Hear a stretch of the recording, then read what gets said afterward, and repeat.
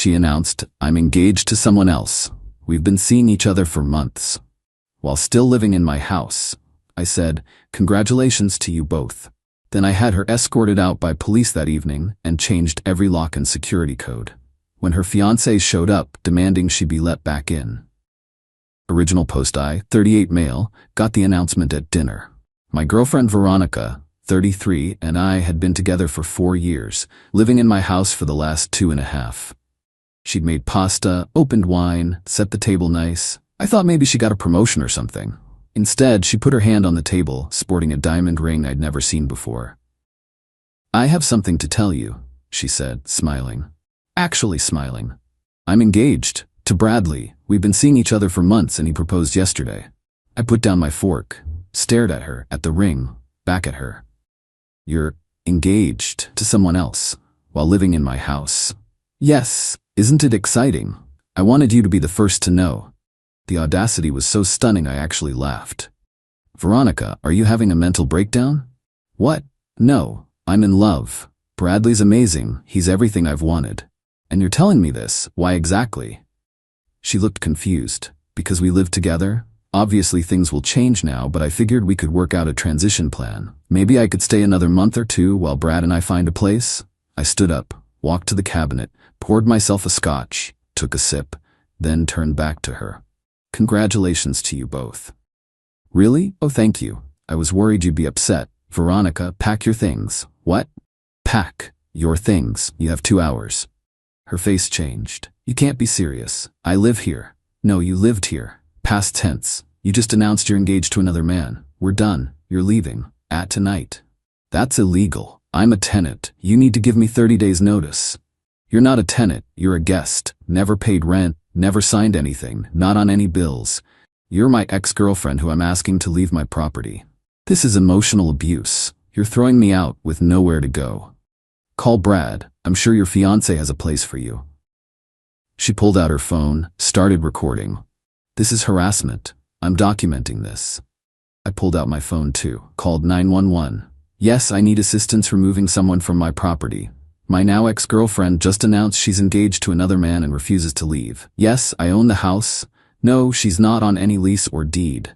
Thank you." Veronica's jaw dropped. "You called the cops? You have 1 hour and 55 minutes. Update 1. That night, the cops arrived in 20 minutes. 2 officers, very professional.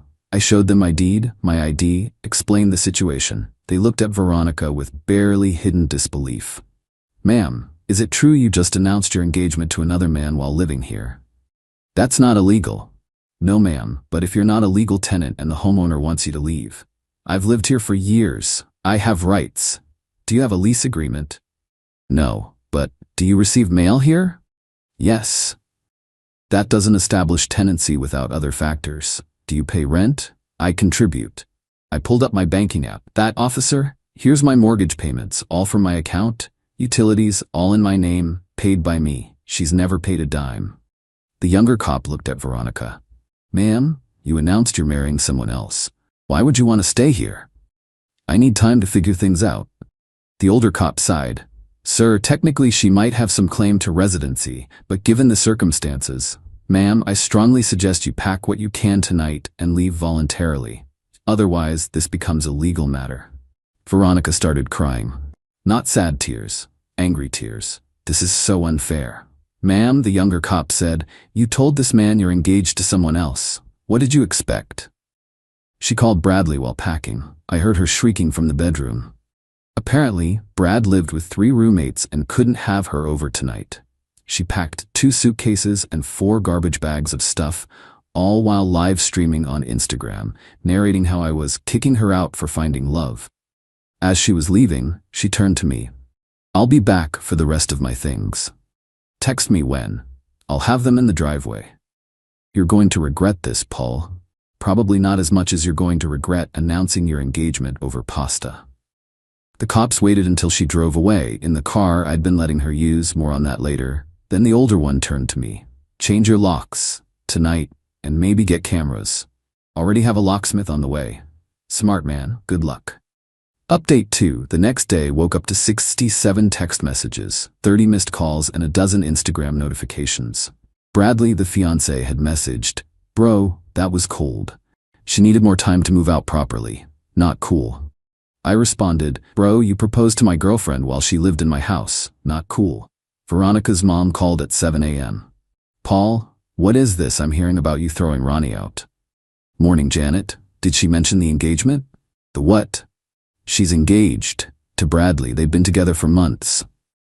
Long pause. "She said you two were basically roommates. Is that what she told Bradley too?"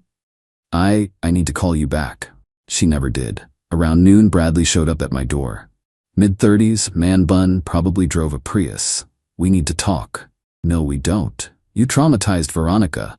Your fiancé announced your engagement to me over dinner, in my house, that she was living in, rent-free.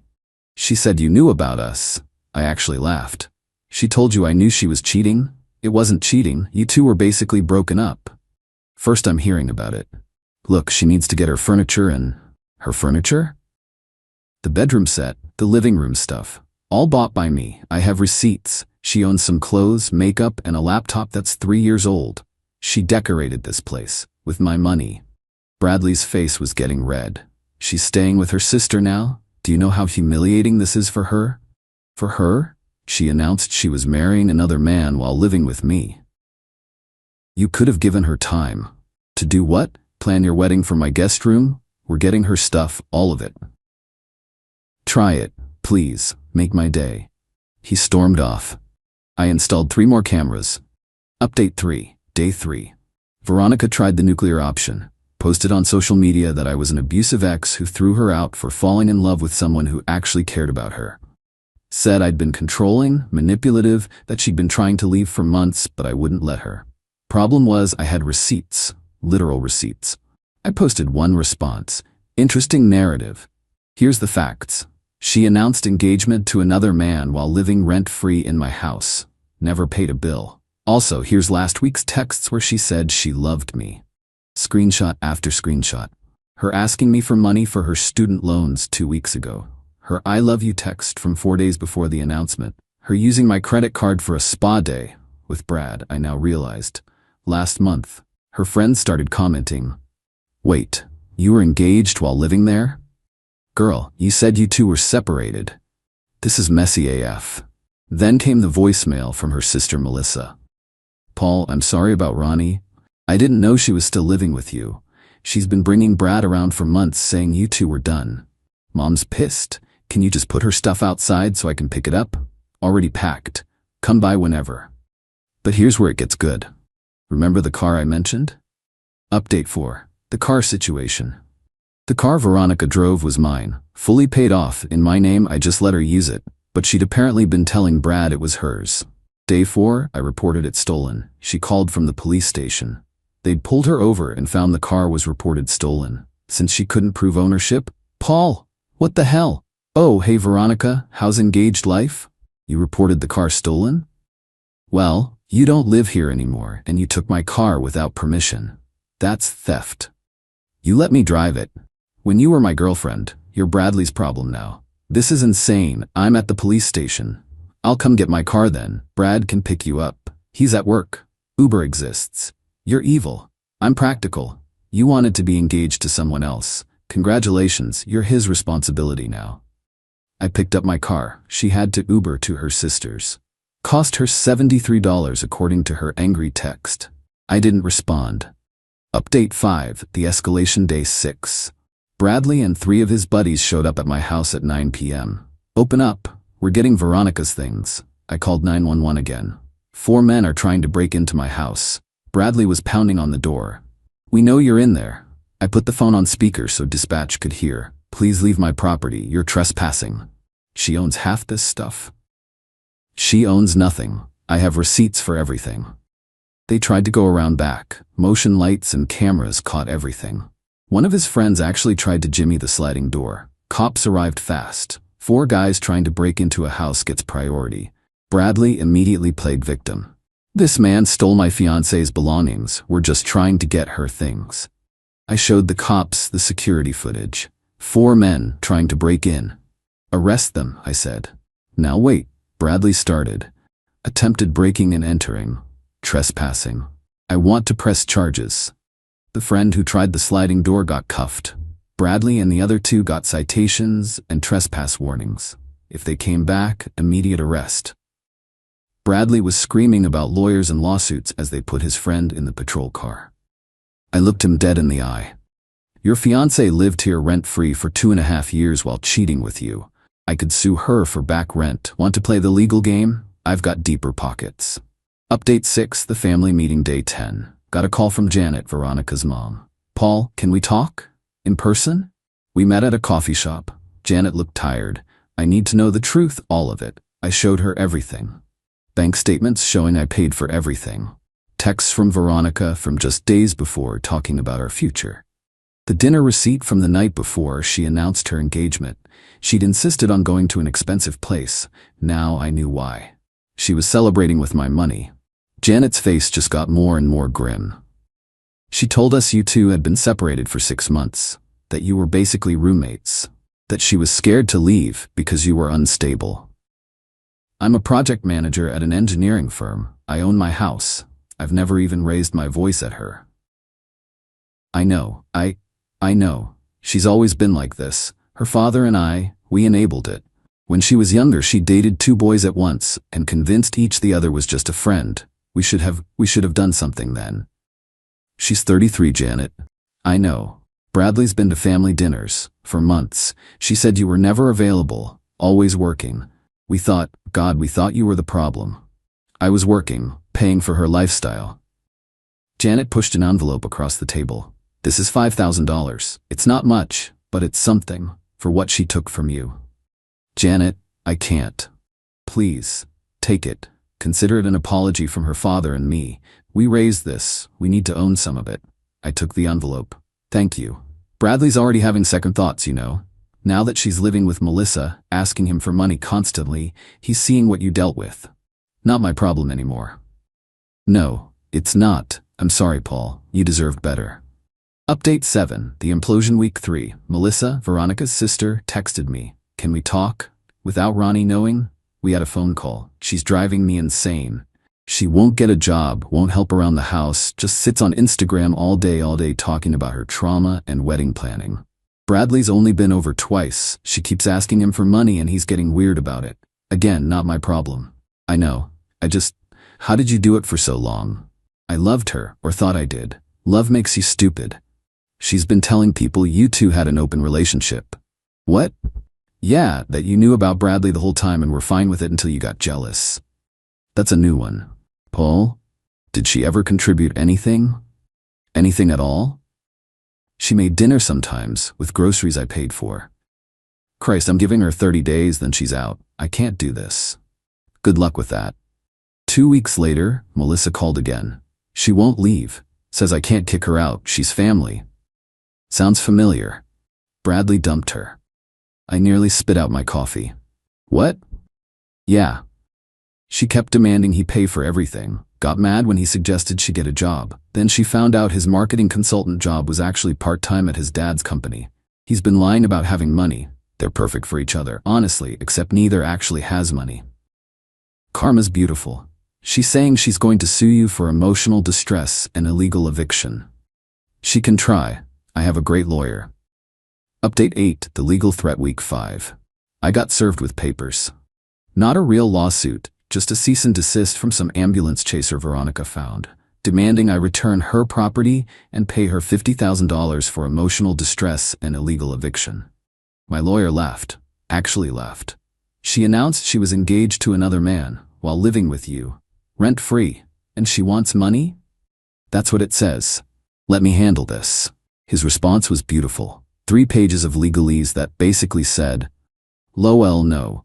Countersuit incoming for 2.5 years of back rent at market rate, $48,000. Veronica's lawyer dropped her immediately. She tried to represent herself. Filed something with the court that was 17 pages of rambling about emotional terrorism and love discrimination. The judge threw it out in less than 5 minutes. But the best part? She had to list her address for the court documents. She'd moved in with Bradley after he took her back. His roommate's address was now public record. Update 9. The final card week 7. Bradley called me. I need your help. That's hilarious. Please. She won't leave. She's not on our lease, but she won't go. She's threatening to say I assaulted her if we try to make her leave. And you want my help? Why? You got her out in one night. Yeah, by calling the cops immediately and having security footage. Can you talk to her? Tell her to leave? Brad, my man, you proposed to another man's girlfriend while she was living with him. You made this bed. I didn't know. She said you two were done. And you believed her? While she still lived with me? I'm an idiot. Yes you are. Please, I'm begging you. Brad, here's free advice. Install cameras today. Document everything. When she threatens false accusations, record it. Then call the cops yourself. First one to call usually wins. That's it. Also, maybe don't propose to women who are living with other men. He hung up. Final update.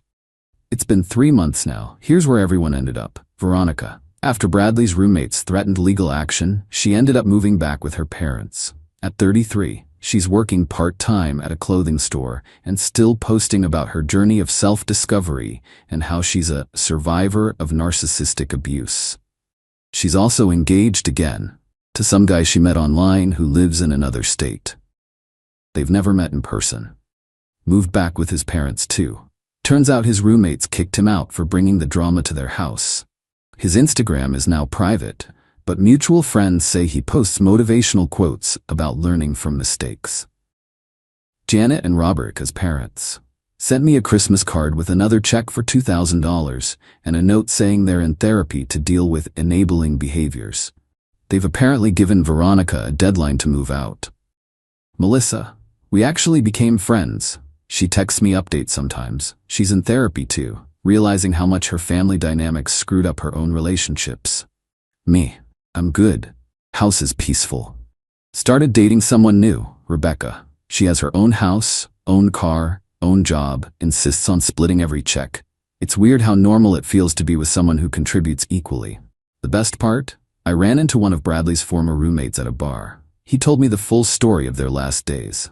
Apparently, Veronica had convinced Bradley to propose by telling him she was pregnant with his kid while living with me. The timeline made no sense. She would have been pregnant while actively sleeping with me. When he figured out she was lying about the pregnancy, he tried to break it off. That's when she threatened to claim assault. The roommates installed cameras in the common areas without telling her. Caught her on video admitting she was never pregnant and laughing about how men are so easy to manipulate. They gave Bradley the footage, he gave it to the cops, and they escorted her out. She tried to claim they illegally recorded her. Turns out, common areas and shared housing don't have expectation of privacy. Sometimes karma takes its time, but when it arrives, it's thorough. Looking back, the red flags were everywhere. She hadn't worked steadily in 2 years, always had an excuse, always had a crisis that prevented her from contributing, always had big dreams but no actual plans.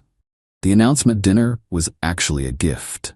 If she'd been smarter about it, strung me along longer, I might have wasted more years. Instead, she got so comfortable she thought she could have her cake and eat it too.